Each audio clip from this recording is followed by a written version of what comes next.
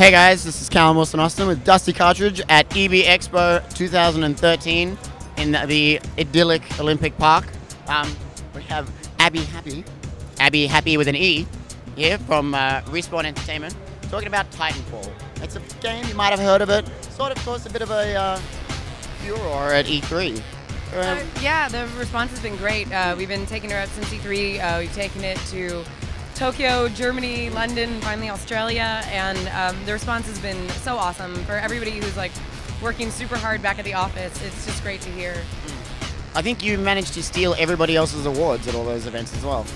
Say earned? We didn't steal them. No, I mean, it's so great. It's so weird getting awards, you know, before the game is even out, because you're like, but you haven't even seen the rest of it. But as I said, like, it's just really inspiring. It's cool. It's, you know, hi, I love her. She's been in all of my interviews, probably more than I have. But you know, when you work so hard and there's this whole big team, you know, working at home and putting in really long hours, getting that kind of response is like that last push you need to get through, you know? So for the people playing along at home, what exactly does a community manager do? Because it's not exactly like it's not one of the more well-publicized jobs in the industry. Yeah, and the answer is it really differs, you know, from company to company. You know, usually we're involved in sort of PR, marketing, event planning, but also we work really closely with the devs to make sure that we know what we're talking about, that we have a good sense where the game is, and you know, at the end of the day, I'm out here representing them. So it's really, you know, I want to know like what's going on in the studio. I play the game a lot. I, you know, give feedback when I'm asked for it. I give community feedback. I deal with our social networks, Facebook, Twitter, our forums, and you know, really it's about being that like point of contact, not only for like third-party companies that you work with, but for fans, community, press, and the team itself. So you're sort of like a hub.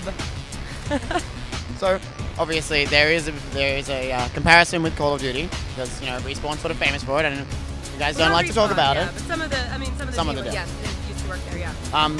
So obviously that game has a really big, like, strong community. How do you translate sort of that just enthusiasm, just like rabid enthusiasm, into a new IP, which maybe people don't know what it is?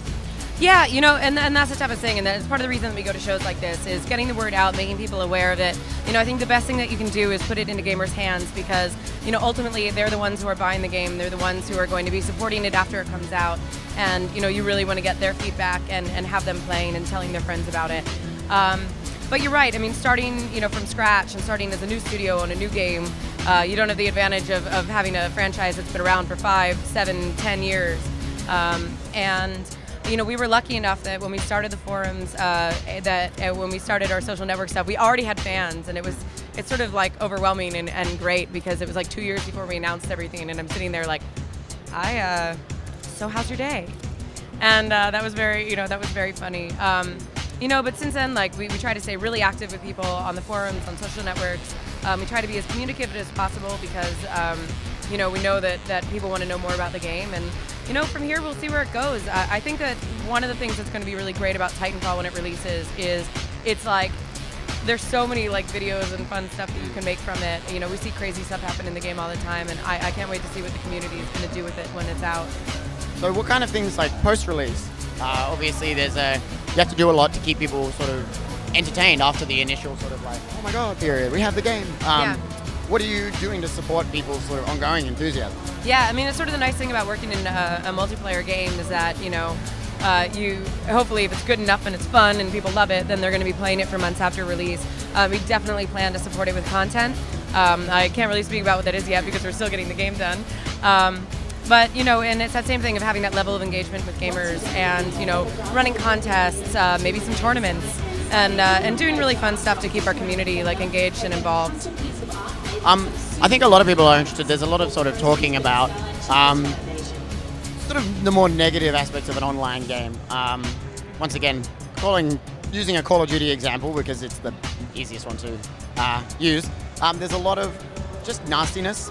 Is there a way that you can sort of discourage people from being mean in a game when it should be fun? We should all be gamers together. I know, that's a tough thing, you know, same with the internet. It's like, if only you could keep all the mean people off of it, but, you know, obviously it's not 100% possible to do that. But, you know, it's one of the things we've also talked to Microsoft a lot about, you know, how do we make this a better experience for gamers? We're trying to do some really cool stuff with matchmaking, some of it which I'm not allowed to tell you yet. And to try to keep it like a positive and better place. And I know Microsoft is doing a bunch too. It's a great question to ask them as well, because we're obviously using their their servers, cloud service, and their online capacities. But yeah, I mean, in my own community, I really like to try to keep things positive, keep the conversations there. And part of it is policing it, getting rid of stuff that's overly negative, mean to other users. But yeah, it's really been one of those sort of big problems in games over the last years. It becomes this echo chamber for negativity and for saying horrible things to not only other people playing, but developers, to press, to anybody whose opinion you disagree with. And it's one of the things that I'd probably like to see change most. And the sad thing is, at the end of the day, someone who's truly negative and on the internet is going to continue to be truly negative and on the internet. And I think, but encouraging, our community to also self-police and to say, like, hey, not here, like, just take it somewhere else, helps a bit. But yeah, it's something that we think about an awful lot. Well, basically, don't feed the trolls, I think is there's that the short too. version. Yeah. Thank you very much for taking the time to You're talk so to us. welcome. It was great to meet you. And if you can get a chance to play the game, obviously you're not if you're not here, but when you get a chance to play the game, you will be surprised, I think. It is very fun. Yeah, it's doing some new stuff. We're all really excited about it. Yeah. Well, thank you very much. And Callum Wilson Austin, Dusty Cartridge,